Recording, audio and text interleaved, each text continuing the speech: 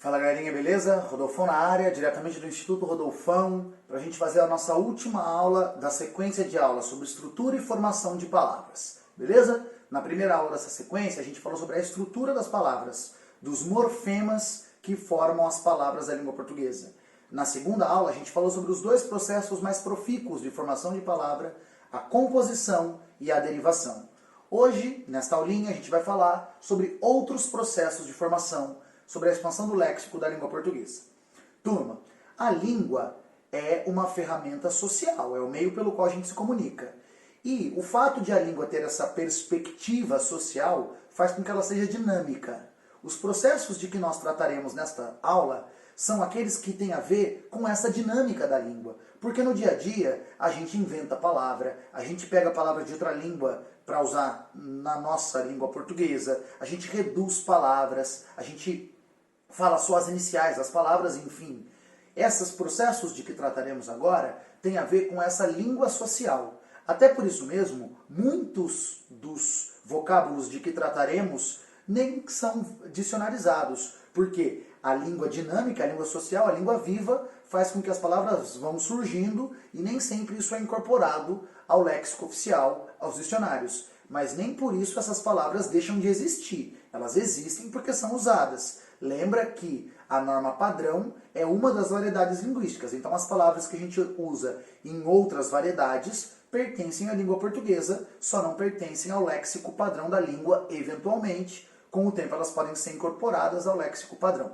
Tá certo? Então, turma, vamos começar falando das onomatopeias, que são as palavras que imitam sons. Às vezes a gente ouve um barulhinho e tenta transformar aquele barulho em palavra, certo? São as onomatopeias. Ping-pong, tic-tac, tum-tum.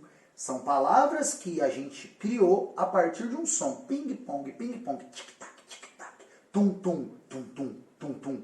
Então aqui a gente tem onomatopeias. É importante que vocês saibam, onomatopaicas são as palavras que vêm de um som, mas com um acréscimo de sufixo, certo? Então, zunir. Zunir vem de zum, zum. E eu coloquei o ir para formar o verbo. Zunir é um verbo onomatopaico.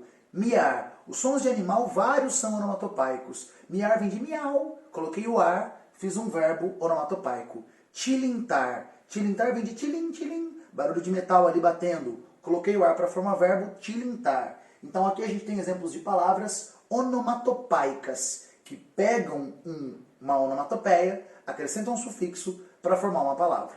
Onomatopeias. Redução ou abreviação vocabular é quando eu falo apenas uma parte da palavra. É super comum no dia a dia, né? Por exemplo, rebu em vez de reboliço, ou noia em vez de paranoia, são exemplos de redução aí no dia a dia, certo? Quando eu falo uma parte da palavra em vez da palavra toda. Cinema, o aparelho inventado pelos irmãos Lumière para reproduzir filmes era o cinematógrafo. A gente fala cinema, uma parte da palavra, redução. Foto em vez de fotografia. Moto em vez de motocicleta. Pneu, essa palavra estranha, né? Pneu. Essa palavra é estranha porque, na verdade, ela é uma sílaba da palavra pneumático, tá certo? Abreviação, vocabulário ou redução, falar apenas uma parte da palavra.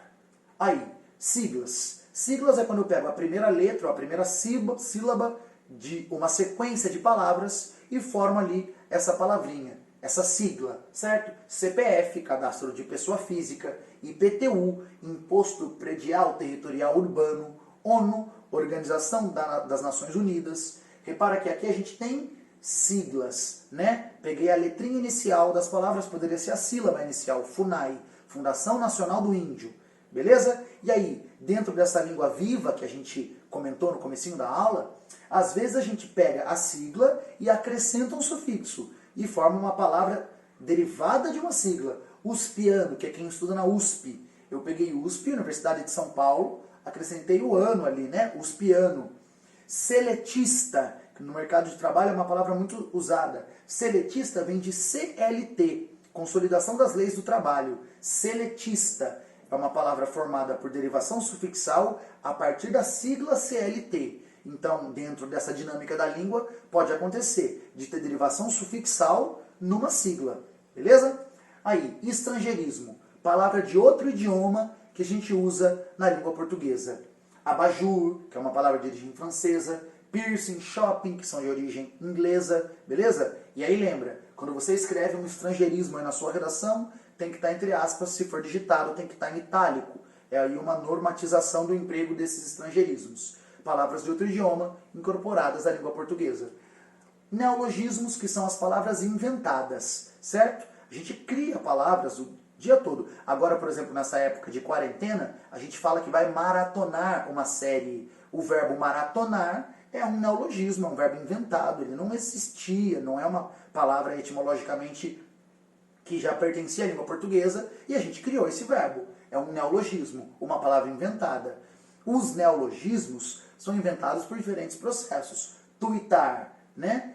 Eu fiz pelo acréscimo de sufixo em Twitter, né? Do Twitter, né? Que é lá uma ferramenta de tecnologia. Deboísmo, né? Eu sou adepto do deboísmo. Eu juntei o de e o boa, fiz composição por justaposição, e depois ainda acrescentei o ismo, deboísmo, né? Como se fosse uma doutrina, e, né? uma religião a ser seguida, enfim. Então aqui a gente tem exemplos de neologismos. Então repara que neologismos, reduções, siglas, onomatopeias, são formações de palavra que tem a ver com essa dinâmica, com essa língua social, com essas interações que vão criando palavras dentro da língua portuguesa, tá certo? Os exames vestibulares atuais têm dado bastante atenção a esses processos e aí relacionando o surgimento dessas palavras aos processos clássicos de derivação e composição, né? Como foi criado o neologismo, deboísmo, como foi criado o neologismo tuitar. Então é sempre legal a gente perceber esses processos e associar aqueles que a gente viu na aula anterior.